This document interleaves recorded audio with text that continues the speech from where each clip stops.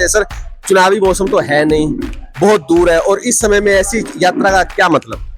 नहीं, लेकिन लोगों के अंदर एक विचार जरूर था कि इलेक्शन हुए अब कई महीने हो लिए, विपक्ष कहीं नजर नहीं आ रहा, तो हमने सोचा चलो सड़क पे ही उतर लेते हैं, नजर आ जाएं। आमतौर पर कहा जाता है अगर कोई कार्य करना हो तो किसी अनुभवी की सलाह लेनी चाहिए, और इस मामले में राहुल गांधी से ज्यादा अनुभवी कोई नहीं है। तो आपके सहपाठी भी हमें पता लगा रह चुके हैं, तो इस यात्रा को लेकर उन्होंने क्या खास कोई टिप्स दी आपको? दो तरह के जीवन जिए, एक तो प्रशासनिक अधिकारी के तौर पर, एक राजनेता के तौर पर। आपको सबसे ज्यादा आपके लिए अच्छा कौन सा लगा?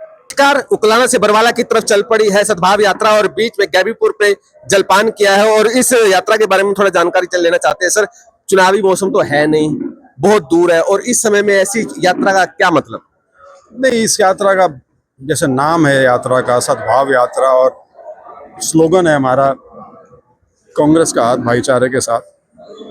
तो पिछला जो चुनाव था उसका नतीजे का जब हमने विश्लेषण किया तो यही पाया कि जो हमारा भाईचारा है उसके साथ खेल खेला जा रहा है राजनीतिक तौर पर, और उसका शायद इतनी मजबूती से मुकाबला नहीं हो पाया क्योंकि कांग्रेस संगठन नहीं बना हुआ था। तो हमने ये यात्रा तो उस हिसाब से शुरू की थी, तब तक कांग्रेस का संगठन भी शक्ल लेना शुरू नहीं किया था जब हमने इसके बारे में पूरी योजना बनाई थी।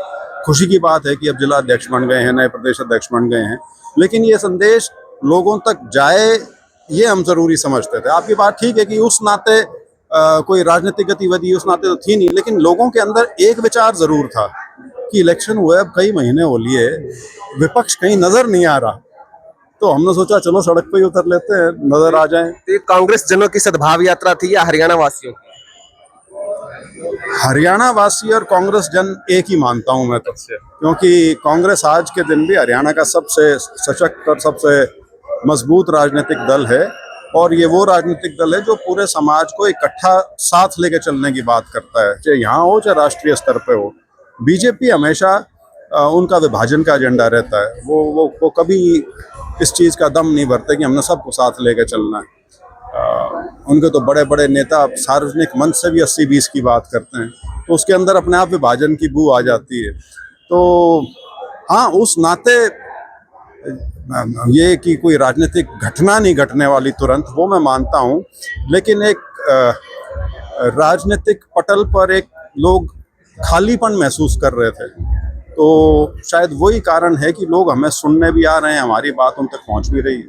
आमतौर पर कहा जाता है अगर कोई कार्य करना हो तो किसी अनुभवी की सलाह लेनी चाहिए, और इस मामले में राहुल गांधी से ज्यादा अनुभवी कोई नहीं है। तो आपके सहपाठी भी हमें पता लगा रह चुके हैं, तो इस यात्रा को लेकर उन्होंने क्या खास कोई टिप्स दी आपको? हमने जब इसके बारे में योजना बनाई उसके बाद पहला व्यक्ति मैं जिससे मिला था वो राहुल गांधी जी थे, क्योंकि मैंने इसकी घोषणा भी औपचारिक रूप से तभी की थी जब मेरी उनसे बातचीत हो गई थी, उनकी सहमति मैंने ले ली थी, और उन्होंने बाकायदा मुझे 2-3 सलाह दी थी इस बारे में, और ख़ास तौर पे ये कहा था कि यात्रा जो भी करो उसमें किसी प्रकार का, जो ही हमारी यात्रा है सद्भाव की, कि यात्रा में कोई वो नहीं होना चाहिए कि कोई तीखा हमला किसी पे हो रहा है, किसी व्यक्ति विशेष पे, या उस तरह से नहीं होना चाहिए। मैंने कहा जी यात्रा है भी हमारी तो सद्भाव यात्रा भाईचारे की है, उस नाते निकाल रहे हैं।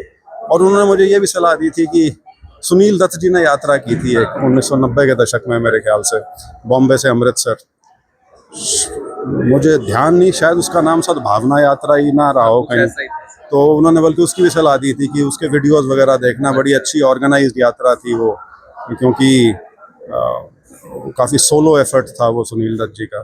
तो अच्छी बातचीत हुई थी उनसे मेरी। बिहार चुनाव के दृष्टिगत क्या आपकी ड्यूटी वहां पर भी लगी? नहीं, मेरी तो, मैं तो यात्रा में हूँ, तो यात्रा में आपको हाँ बिल्कुल, तो समय मांगा है आपने सर? हाँ बिल्कुल मांगा है, लेकिन वो समय मिलेगा कब वो देखते हैं। अभी तो नेतृत्व तो सारा का सारा बिहार इलेक्शन में बिजी हो जाएगा। आपने दो तरह के जीवन जिए, एक तो प्रशासनिक अधिकारी के तौर पर, एक राजनेता के तौर पर। आपको सबसे ज्यादा आपके लिए अच्छा कौन सा लगा? प्रशासनिक अधिकारी? देखो, एक तो होता है, देसी भाषा में बताऊंगा, एक तो होता है मजे। हाँ जी। मजे तो आ रहे थे आईएएस की नौकरी में, लेकिन घीसा गल रहा है इसमें। तो साथियों, ये थे हमारे साथ चौधरी ब्रजेंद्र सिंह जी। सद्भाव यात्रा के दौरान इन्होंने गैबीपुर गांव के अंदर ठहराव किया और अब बरवाला के लिए निकल चुके हैं। बहुत बहुत धन्यवाद।